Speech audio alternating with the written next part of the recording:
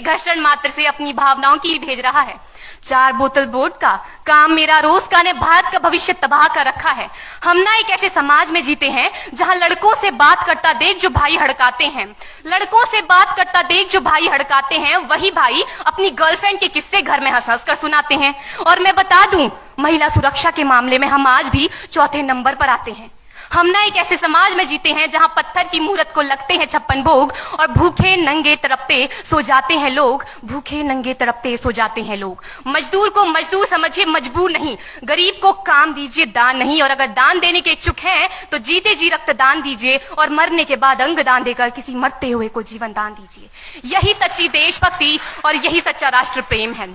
ना सरकार मेरी है ना रब मेरा है, ना सरकार मेरी है ना रब मेरा है, और ना ही ये बड़ा सा नाम मेरा है। बस इतनी सी बात का गुरूर है मुझे कि मैं भारत की हूं और ये भारत मेरा है और ये भारत मेरा है। परंतु एक वैचारिक बीमारी हमारे समाज में मुझे नजर आती है। कहा जाता है हम दुनिया के सबसे बड़े लोकतंत्र हैं, जहां हिंदू पैदा होते हैं, मुस्लिम, सिख और ईसाई भी पैदा होते हैं, लेकिन बदकिस्मती है अब इंसान पैदा नहीं होते। और मेरे विचारों में ना हिंदू की जरूरत है ना मुसलमान की जरूरत है। राष्ट्र निर्माण के लिए केवल अच्छे इंसान की जरूरत है, केवल अच्छे इंसान की जरूरत है। जरा सोच कर देखिए, ये पेड़ पौधे और शाखाएं भी परेशान हो जाएं अगर परिंदे भी हिंदू और मुसलमान हो जाएं। एक शैक्षणिक बीमारी भी हमारे समाज में मुझे नजर आती है, और बड़े ही आश्चर्य की बात है, जिस देश ने पूरी दुनिया को तक्षशिला और नालंदा देकर के विश्वविद्यालय शिक्षा की बुनियाद रखी, आज विश्व के 100 सर्वश्रेष्ठ विश्वविद्यालयों में हमारा एक भी विश्वविद्यालय खड़ा नहीं हो पाता। जहां एक और हमारे पास IIT, IIM और NIT जैसे शिक्षण संस्थान हैं, तो वहीं दूसरी ओर इस देश के गरीबों को बेरोजगारी की जमात में खड़ा करने के लिए उनके हाथ में सर्व शिक्षा अभियान का झुंझुना पकड़ा दिया जाता है। और मैं बता दूं, इस शैक्षणिक बीमारी का केवल एक कारण वो ये कि हमारे देश की शिक्षा नीति केवल 2 तरह के लोगों के लिए बनती है। पहले वो जो विद्वान हैं और दूसरे वो जो धनवान हैं।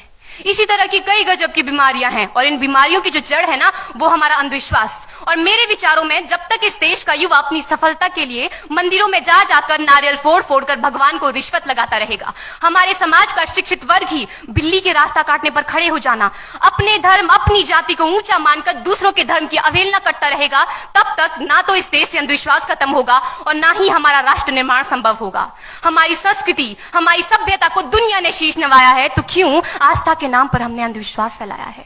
मेरे विचारों में हमारा राष्ट्र निर्माण तब संभव होगा जब इस देश में महिलाओं की पूजा नहीं, उनकी इज्जत की जाएगी। राष्ट्र निर्माण तब संभव होगा जब हम जाति का आरक्षण नहीं बल्कि सामाजिक सशक्तिकरण पर बात करेंगे।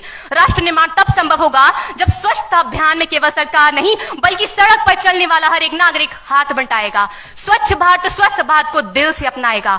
असल मायने में हमारा राष्ट्र निर्माण तब संभव होगा जब एक गरीब बच्चा मध्याह्न भोजन के नहीं बल्कि ज्ञान अर्जन के लिए सरकारी स्कूल की चौखट पर कदम रखेगा। और हमारा राष्ट्र निर्माण तब तक संभव नहीं होगा जब तक एक नागरिक नैतिक रूप से सतीन, चारित्रिक रूप से भ्रष्ट, मानसिक रूप से दिवालिया, धार्मिक रूप से अंधा, राजनीतिक रूप से गंदा, स्वैच्छिक मान मूल्यों के आंकड़ों में जिन्न शिन्न पैपंदमयी अखंड भारत को खंड खंड करता रहेगा, तब तक हमारा राष्ट्र निर्माण संभव नहीं होगा। बड़ी बड़ी बातें नहीं, छोटी छोटी कोशिशें करनी होगी, क्योंकि ठोकर हमें पहाड़ से नहीं पत्थरों से लगा करती है। I being an Indian, I being a student, I being a simple daughter of this motherland feel proud to be an Indian। और मैं सैल्यूट करना चाहूंगी सरहद पर दिन रात हमारी रक्षा के लिए खड़े हर उस जवान को, इस देश की पुलिस, प्रशासन और किसान को, और इस देश के हर उस व्यक्ति को जो अपना काम पूरी ईमानदारी, पूरी मेहनत और पूरी लगन से करते हैं, जिनके बिना राष्ट्र निर्माण की कल्पना करना भी असंभव सा लगता है। और आज इस मंच पर पूरी जिम्मेदारी के साथ मैं भारत की बेटी ये कहती हूं कि हमारा राष्ट्र निर्माण तब संभव होगा जब हम सभी, मैं, आप, हम सब मिलकर प्रयास करेंगे, क्योंकि हमारे देश की जिम्मेदारी नहीं है हमें आगे ले जाने की, हमारी जिम्मेदारी है अपने देश को आगे ले जाने की, अपने राष्ट्र को आगे ले जाने की, अपने वतन को आगे ले जाने की।